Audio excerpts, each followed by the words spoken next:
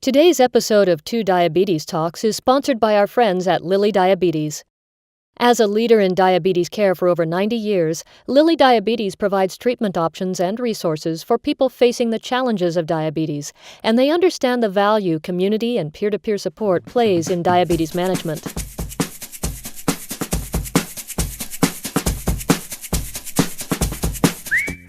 This is TuDiabetes Talks, a weekly broadcast of news, interviews, and community chat, brought to you by TuDiabetes and the Diabetes Hands Foundation. Never miss an episode by subscribing to the audio podcast in iTunes, or head over to tudiabetes.org/talks to see the archive of video interviews. Hello and welcome to another episode of TuDiabetes Talks. My name is Mila Ferrer. I am the Director of Community at Diabetes Hands Foundation. Today we will be talking to Oren Liebermann. Did I pronounce your last name correctly? Yes, you did. Awesome. He's a person with diabetes. He's also a CNN's Jerusalem correspondent. He has a great story he wants to share with us. His life his life changed almost 3 years ago. And it was because of his type 1 diagnosis, but it was a diagnosis that not uncommon, but his lifestyle was very different. He was traveling, he was enjoying his life. So we want to talk to Oren. Hi, Oren, how are you? I'm doing great. Thank you for talking to me. I appreciate the time. Oren has an amazing book called The Insulin Express. It's one of those books that while you're reading that book, you can imagine that you're walking by Oren and his wife through all the amazing journey they had. So it's very good. I had the opportunity to read it. Congratulations, it's very good. So we're going to be talking about these and about his life as a CNN correspondent, as an adult with type 1. So let's start with some questions.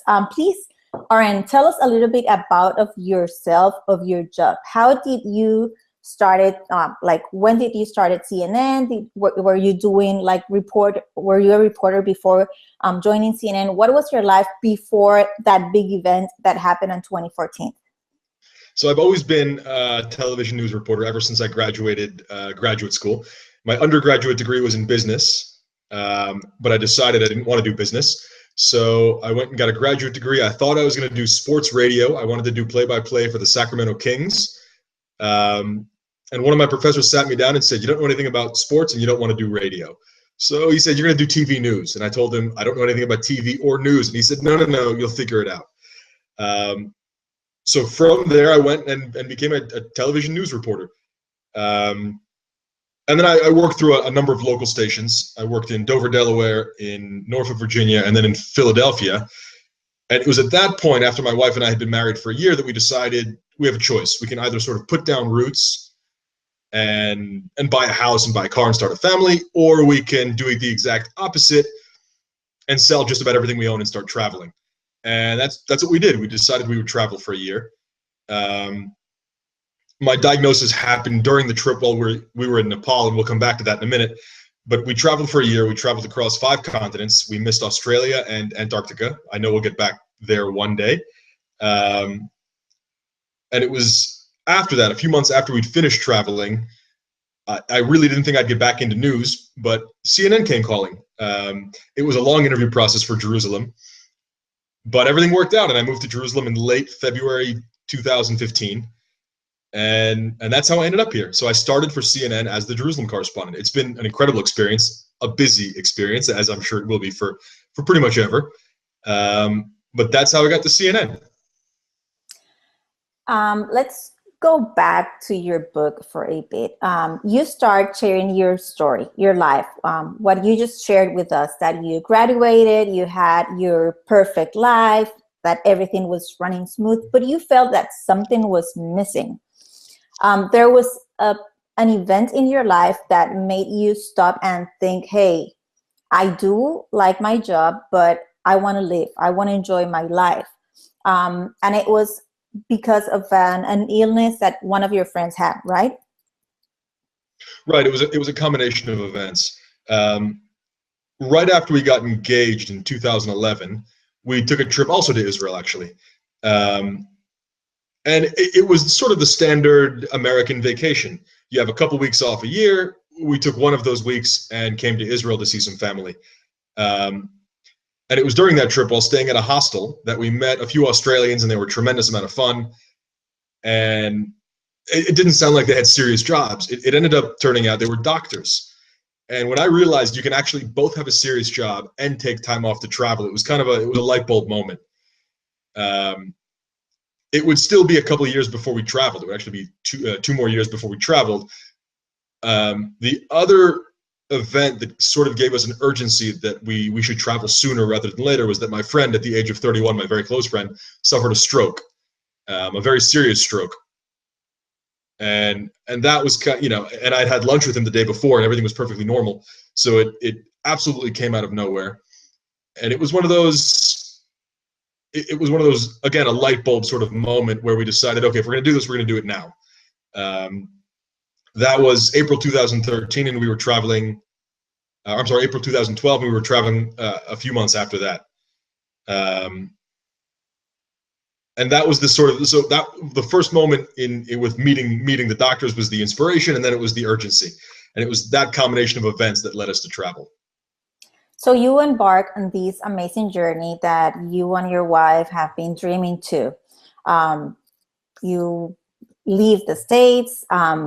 You start enjoying, sharing, meeting different people, enjoying the life. But at the same time, you start feeling something. Your body is telling you there's something wrong. Of course, you can think, hey, we've been traveling a lot. We're not resting properly. The food, it's not the food that we're used to. Where were you when you were diagnosed officially? And how was that process being so far from home? So I started showing symptoms, and I didn't know they were symptoms. I just started feeling very thirsty, a little weaker, and I felt those symptoms for about 2 months, or just under 2 months. And I just thought, as you said, there were so many excuses for it. We were traveling. I was thirsty because we were in Thailand and it was hot. I was thirsty because we were in Nepal and it was the dry season. And of course, I had to go to the bathroom a lot because I was thirsty. So that made perfect sense to me, or at least I made that make perfect sense in my mind. The moment we realized something was very wrong,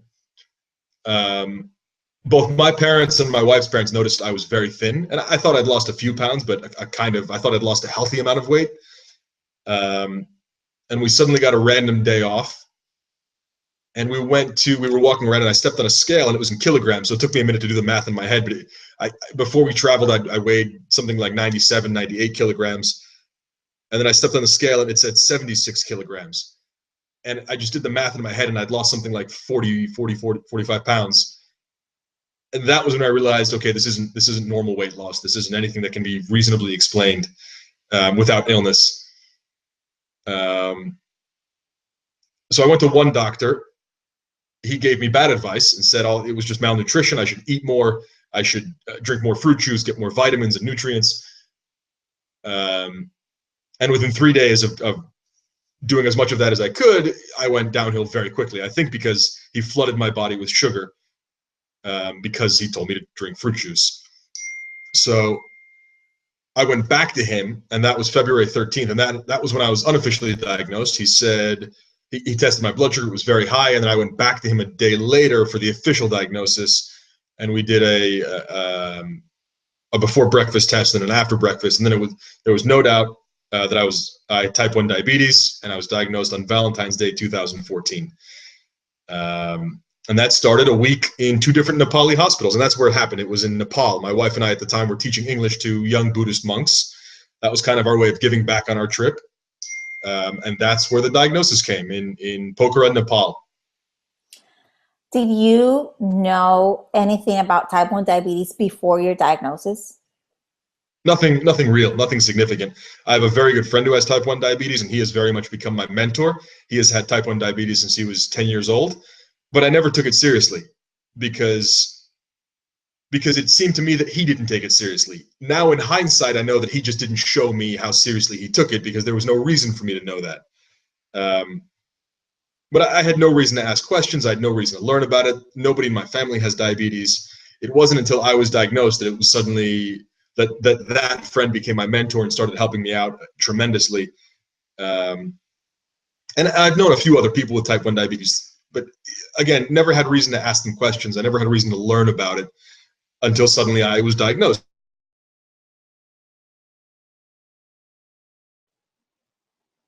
Are you still there?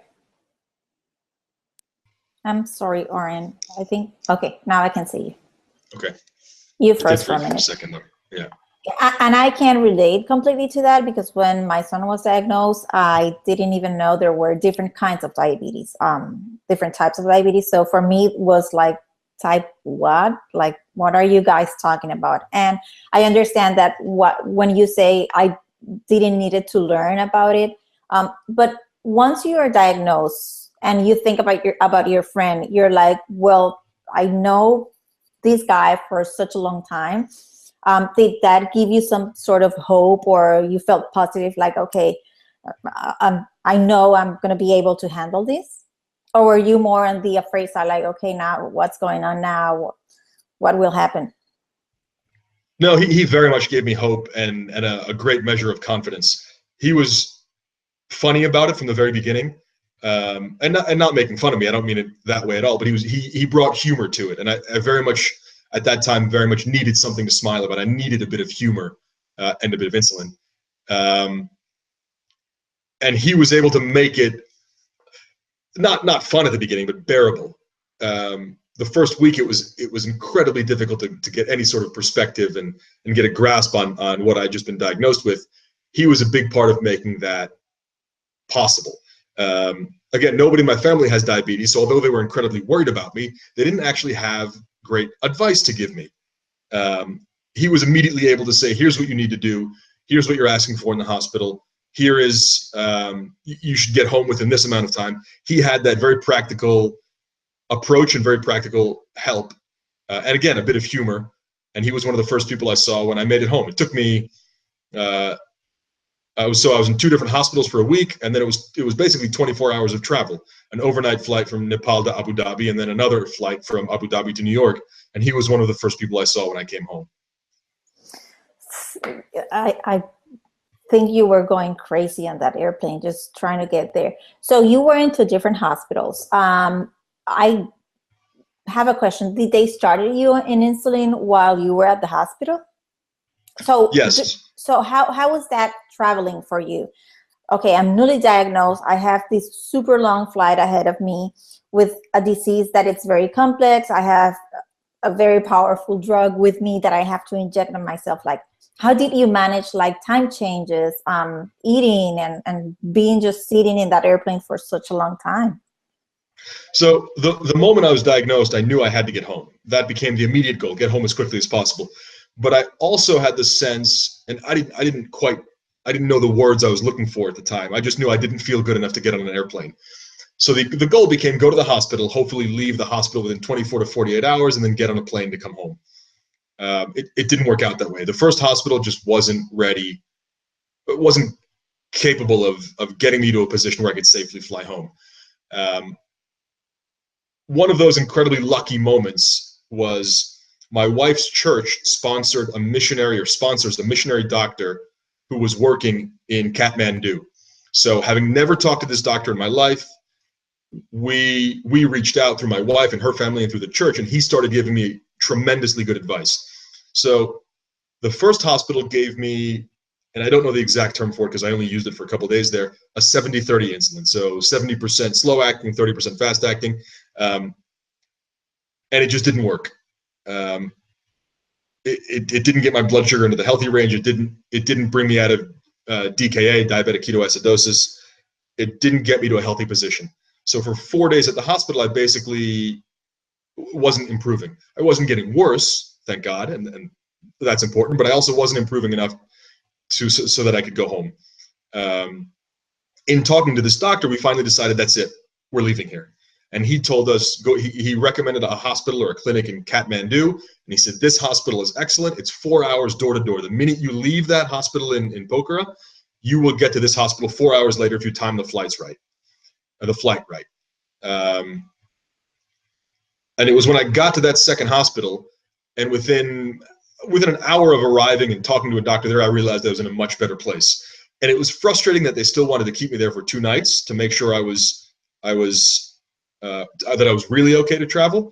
But it also became clear very quickly that they knew what they were talking about. They really had good information, good advice, could teach me about not only my disease, but how to take care of myself on the flight. And they pretty much immediately threw away the 70/30 and gave me the insulin pens I still use today, Humalog and Lantus. And for that, I'm eternally grateful to them. When I left that hospital, I certainly didn't know a great amount about diabetes, but I knew enough to get home safely. It was a general practice physician and an endocrinologist, and they gave me an insulin regimen. They said, look, just you have enough test strips to get home, test as often as possible. If your blood sugar is here, take this many units. If it's here, take this many. And they gave me that regimen to get home. Were we nervous getting on the flight? Yeah, absolutely. There's nowhere to go if something goes wrong in the airplane. Was I confident enough, having talked to those doctors, that I felt I could get home safely? Yes. And I did have a little bit of low blood sugar on the flight. But it worked out. We got home. And was it a bit nerve-wracking and a bit scary on that flight, just knowing there aren't that many options for help? Sure. At the same time, it was great to get home, and we just checked blood sugar a lot to make that flight as safe as possible. And I watched as many movies as possible to pass it as quickly as I could. Oh my God, I can't imagine such a long flight. So let's talk about your book. What is the book about? What do you want people to get from your book, from your story? So I had an idea that I wanted to write a book even before we started traveling. I kind of knew this was a big trip. Maybe I could write a good story. I didn't know what made my story compelling. I couldn't figure out what's compelling about somebody who just goes out to travel. Sure, it sounds like fun, but does somebody want to read a book about that? And then I got diagnosed, and I thought to myself, okay, now I think I have a story. I tried to have fun while writing it. I hope it's fun to read. I also tried to be very candid about my own emotions and what I went through. At the end of the day, I hope the book is inspiring. I hope that's the number one thing that comes out of the book. I hope it's honest. I hope it's funny. Most importantly, I hope it's inspiring, not only to those with diabetes, but to anybody else who wants to travel, anybody else who's dealing with a chronic disease. The idea that travel is possible. It takes a little more prep work when dealing with diabetes or when dealing with another disease, but I truly hope the book is inspiring. And that's what I want people to get out of it. And I hope they laugh a bit too. What about the name, the Insulin Express? It sounds like a movie, like an adventure movie, but when you read the word Insulin Express, you're like, whoa, what does that mean? How do you came up with that name? I actually didn't come up with that name. I was, from the moment I started writing, I wanted to call the book Home is a Verb, the idea that we are home when we are on the move. We went back and forth with my publisher a bit, who thought it kind of missed the mark. And then they settled on the Insulin Express. It took me a while to come around to it because I was so attached to Home is a Verb, because it took me 2 years to write the book. And for 1.5 years of that, I had my mind set on a title. But it really is the Insulin Express. When I traveled, and even now when I travel, I have my little diabetes toolkit. And I still use that. And it's just the idea that, my backpack, and I still use the same one from our trip. My backpack has now an insulin kit in it and all the other tools I need, and yet we're still moving. We're still moving as fast as we did before, and we'll keep moving like that. And I think the cover they found, the picture, is the perfect picture for that.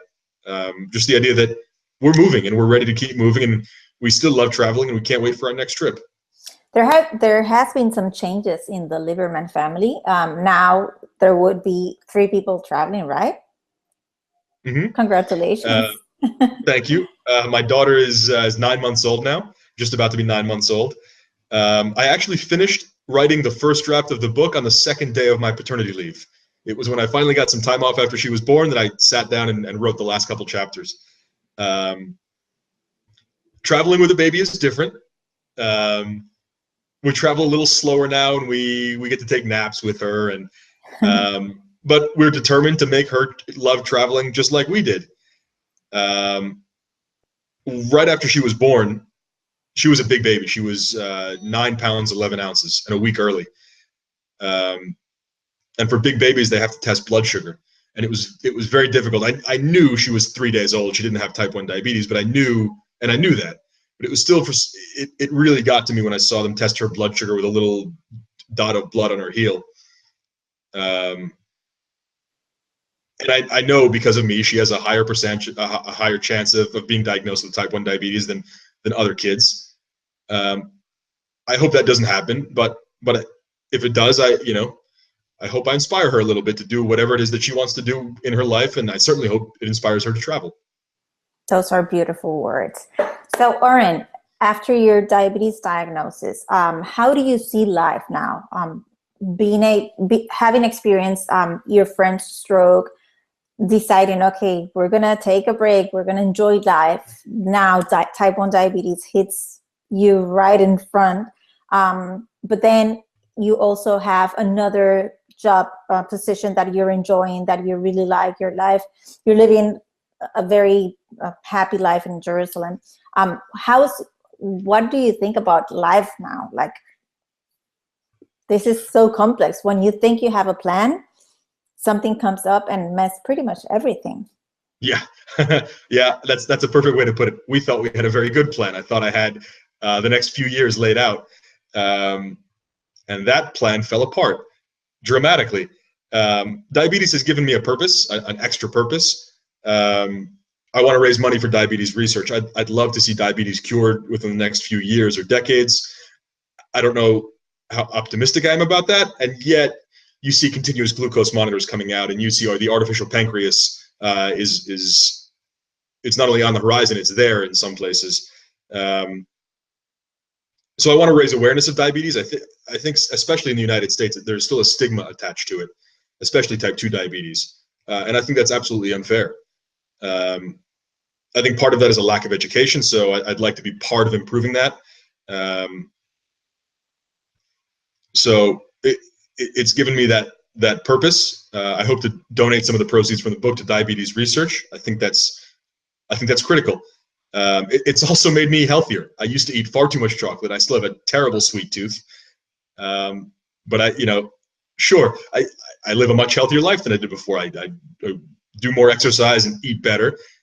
Sure, I have diabetes, but I'm still healthier now than I was before. I don't know if you can. That's my diabetes bracelet, my reminder that this bracelet never comes off, and it's a reminder that my disease doesn't take a day off. It has also, in terms of perspective, it took me a week after my diagnosis to get perspective to realize, okay, yes, this is type 1 diabetes. It's a chronic disease. It's not going away. And yet, it's not cancer. It's not a malignant tumor. I point out in the book that I had a friend who at 25 years old was diagnosed with a malignant tumor and had to go through chemotherapy for years. I had another friend who died in a car accident in college. These are the people who are allowed to ask, why did this happen to me? Or have their families ask, why did this happen to us? I can't ask that with something as manageable as diabetes. It's difficult at days. It's frustrating at times. And yet, I try to keep a positive attitude. And I think sometimes I would even say diabetes helps me keep a positive attitude. So it's given me another purpose, as I said. And frankly, I hope it stays that way. I hope I can help others and inspire others through the book and through whatever outreach I can do. And again, I hope to raise money for diabetes research to see this disease cured at some point. Awesome. So now that you have been living with type 1 diabetes and you understand like what you need, what supplies you need, the education, the doctors, are you curious to learn how diabetes is managed abroad in different countries? Because, for example, as you mentioned, that first hospital that you visited in Nepal, have you ever sit back and think like how many cases of kids, teens or adults go there with type 1 diabetes and they are diagnosed or they don't have the same luck that I have? Like, because I would feel like very curious, like how people manage type 1 diabetes here, wherever you go. Is that something that you're like, hey, so what happens here? How do you manage your type 1 diabetes? Absolutely. I realized that my diagnosis and the way I treat diabetes is very much a modern approach to it. diabetes treatment has come a long way, a tremendously long way in the last 20 or 30 years. And I'm lucky enough to have access to all of that through doctors in the US and doctors here in Jerusalem and in Israel. I realized that's not a luxury that other people have. And I got a very rude awakening to that when my diabetes supplies were pickpocketed in Cambodia. They were sticking out of my pocket and they were yanked right out of my pocket. And I suddenly had a need. I needed a new blood glucose monitor. I needed new test strips. And I couldn't find that. That was incredibly difficult to find in Phnom Penh, Cambodia, in one of Cambodia's largest cities. So it's made me very curious about not only how do you handle it in cities around the world, but how is it handled in rural communities around the world where they're light years away from having access to the supplies I have and the supplies we have and the treatment we have. It took me 2 months to figure out what was wrong with me, and I only figured it out because I went back to the doctor. I think there are many people around the world who A, don't have access to a doctor, and B, if they go once, aren't able to go a second time and say, wait a minute, something's wrong here, you misdiagnosed me. It would be such an incredible opportunity to be able to improve the access to diabetes care for people around the world. And I hope, and maybe I'll be able to do that down the road. That is, I think, a dream for everyone who's been touched by diabetes, to make sure that people around the world have access. It's not a luxury. It's not something that they're asking because they want to have a blood glucose meter. It's something they need. Also, right. Insulin. How do you live without insulin, a person with type 1? So I totally understand what you're saying. So when is the book coming out, and in which format can people purchase the book? It'll come out in early May, right around May 2nd, May 3rd. It will be available for Kindle and Nook, and it'll be available as a book as well. It'll be on Amazon. It'll be on Barnes & Noble, either for download or for ordering. Again, I hope it's enjoyable. I hope it's inspiring. I hope it's funny. And I hope it's honest on all of that. So by all means, you and everybody else who has a chance to read it, first, thank you for taking the time to read it. There are millions of other things you can do to entertain yourself. So if you're kind enough to read my book, thank you. And then let me know what you think. It was one of those books. I have it in my computer, and I started when we first spoke to start planning the interview, you sent the PDF to me, and I'm like, okay, I'm just going to read the first chapter to get the feel of the book. I couldn't stop reading it. So I kept then my husband asked me, what are you doing? I'm like, I'm reading a book. And I was like, it's very, very good. And I love to see the end. And this is something that I'm going to mention. At the end of the book, you finally saying the journey isn't over. It's just a beginning. A beginning of what? How do you want to impact with your story? You mentioned you also want to impact your daughter's life just in case she gets diagnosed. What's that new starting point for you with the book? Kind of everything. I left that open-ended a bit for a reason. It was, and I will say this, the last chapter, not the epilogue, not the part that explains how I ended up at CNN, the chapter before that when the trip ended, that was one of the first chapters I wrote. I actually wrote most of it, and I'm giving a bit away here. I actually wrote most of it on the flight. That chapter takes place on the last flight of our trip, and I wrote most of that chapter as we were on the flight. Coming back to the States? Yeah, that was coming back from Iceland, was our last stop. So I wrote that chapter as we were on the flight, and it just came very naturally. And then I went back and filled in some of the chapters in the middle as I went to finish the book. And for me, it was this profoundly sad moment. We'd been traveling for a year. We'd lived out of a backpack. I had one pair of shoes that I'd worn every day for a year. I had my camera bag. And it was a difficult moment to comprehend as it was happening, because after a year of being on the road and after a year of new experiences each and every day, it was coming to an end. And then it was kind of just this realization that it's not coming to an end. We're going to keep traveling. We're going to keep exploring. Everything is just beginning. The whole trip opened up so many countries to us, so many worlds, so many people, and that doesn't end. That keeps going. sure, I got diagnosed with diabetes, but again, that too was just beginning. My life with diabetes and what I'd be able to do with it. At the time, I didn't actually know if I'd finished the book. It was in very early stages, but that too was a process that was beginning, and I hope to see what I can do with the book, both in terms of money raised for diabetes research and hopefully inspiring others either to travel or to do whatever it is that you dream about doing. Awesome. Thank you very much, Oren, for taking the time to join us in this interview. I'm looking forward to meeting you in July. Are you still coming? Absolutely. Awesome. Absolutely. So we're going to have some more time to chat. Any other final thoughts that you want to share with the community before we say goodbye? I look forward to meeting as many of you as possible, and even more so if we're doing it while we're traveling somewhere. That would be great. Awesome. So thank you very much for joining us for this interview. If you're listening in our podcast, remember TuDiabetes Talks. It's a podcast, a bi-weekly podcast that you can download and listen to it while you're doing exercise, while you're walking or doing your household chores. Remember, Diabetes Hands Foundation has 2 online communities, TuDiabetes in English, TuDiabetes in Spanish. They are both completely free. And what we want to do is make sure that no one touched by diabetes feels alone, either the person living with diabetes or family members. So make sure you look at our podcast, Hablemos Diabetes en Español, TuDiabetes Talks in English, and just go back to our video archive and check out all the great interviews. So we'll be seeing you in a couple of weeks. And remember, May 2nd or 3rd, look out for that book.